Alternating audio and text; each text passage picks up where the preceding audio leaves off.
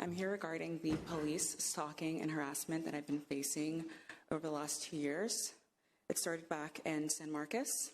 I was attending Texas State University, and I reported a professor that was displaying very inappropriate behavior towards me and another student in his class. After reporting him, making the initial report with the dean, a few of my other professors went into the grade system and started to drop my grades as if an indirect threat that if I were to go through with the official report, that they would do something to my grades for that semester. That scared me so much that I went ahead and I dropped the report against the professor. After that, I was viciously bullied by the staff at the school, and that's when the police stalking and harassment began. The police in the town of San Marcos would tailgate me, not stop me, follow me all around the town. If they were not following me, they would be posted outside of the establishment where I was. This scared me so much. I've seen so many things in the media regarding the police and what they're capable of that I decided to move out of the town of San Marcos to Houston. After moving to Houston, the same occurrences followed me there. I even tried moving out of the state. That led to no avail as well. The police proceeded to do the same thing in LA. These people are placed into a harassment program. There's basically an experiment, a very, very grisly experiment. Unfortunately, there are elements within our government, which we refer to as a deep state, that are very corrupted, unfortunately.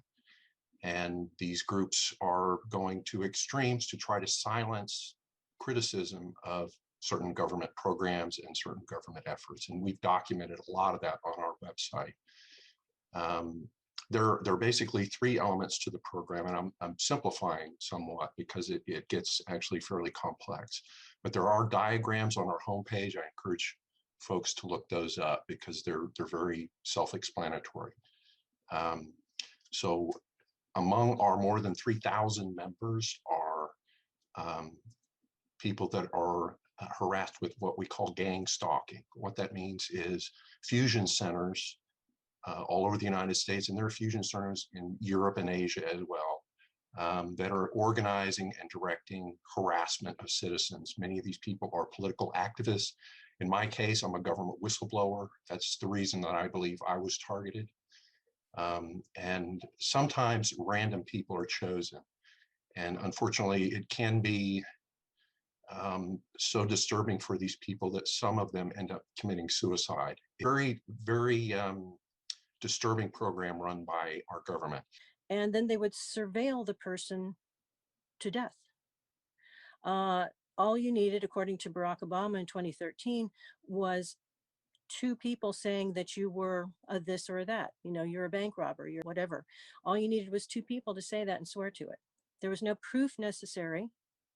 There was no finding out if those people perhaps had an ulterior motive. Did they have a grudge? Once you ask the fusion center to target someone, they put in a request to the main fusion center, which I'm not sure which one that is.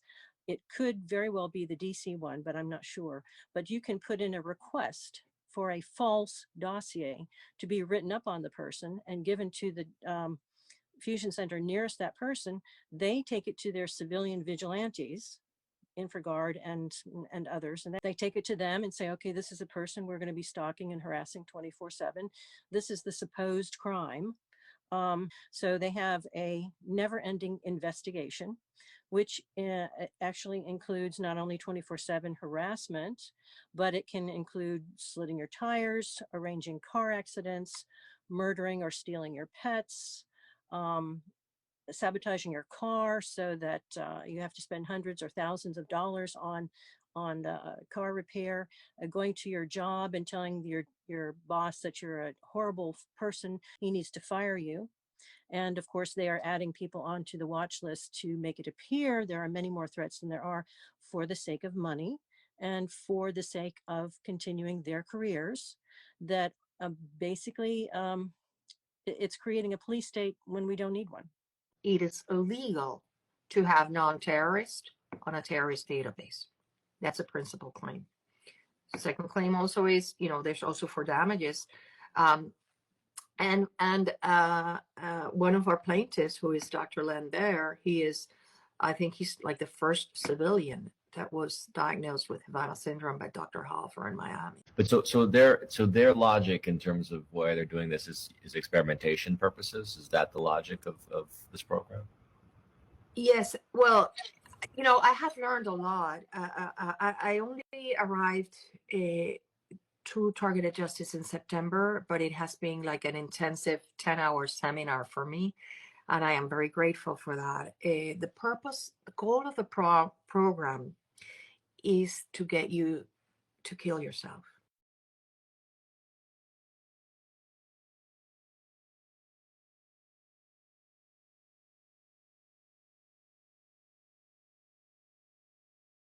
Was an intelligence analyst at the National Security Agency, where I ended up writing a series of top secret reports that lasted about 6 months to help Operation Iraqi Freedom, which I thought at the time was legitimate. What it turns out it wasn't particularly.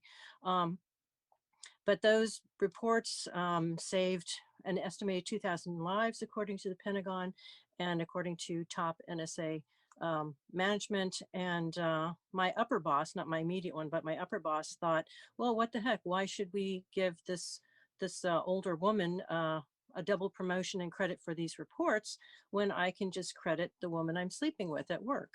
So that's what he did. And I was told that the promotion I was considered for was turned down, and I was fine with that. But then later, you know, about a year or two later, I found out, no, somebody else got my promotion. So I actually went to the Inspector General and almost immediately attacked. And to make a long story short, basically they accused me of mysterious breaches, which they couldn't be bothered to tell me what they were, and then forced me out of NSA. So, and that was after a defamation campaign, and it was after NSA security stalking and harassing me 24/7, following me from my home to work and back and all around grocery stores, et cetera, et cetera. So that was a very familiar pattern to me. They did fire me, but luckily I fought and got a partial retirement, and then I proceeded to sue them. So I would say they fired me about 2010, and until about 2015, after having stalked and harassed me about 4 years, they left me alone for a while until 2015, when my lawyer came up with a request to subpoena paperwork that would indicate a top NSA SES manager had actually been breaking into my house. And they were not happy that I had ferreted him out.